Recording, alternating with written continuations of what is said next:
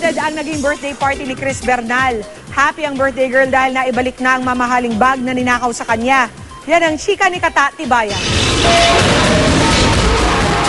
All smile sa hiram na puso star na si Chris Bernal sa kanyang 23rd birthday party sa isang bar sa Bonifacio Global City. Maliban sa first time niya magkaroon ng all-out showbiz party, masaya niya ibinalita na ibalik na ang kanyang mamahaling bag kasamang mamahalin niyang wallet na bigay ni Aldra Brenica.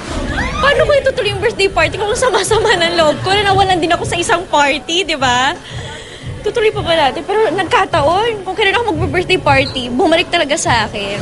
Pero hindi raw kasama sa naisoli ang kanyang driver's license at credit card. Mo yung lakas ng loob mo. Thank you at binalik mo lahat dahil nabuhay na ulit ako.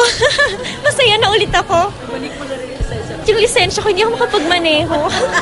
Nakisaya naman sa party niya ang malilapit na kaibigan na sina John Sweet Lapus, Bella Padilla, Charis Solomon, Mikey Bustos, Kylie Padilla, Lexi Fernandez at Diva Montelaba.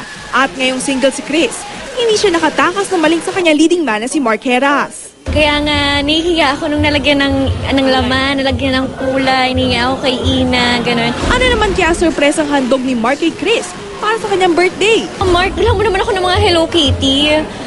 Binilhan niya ako 5 una ng Hello Kitty na ang lalaki. Sabi ko, hindi kaya lamunin ako nitong mga unang to.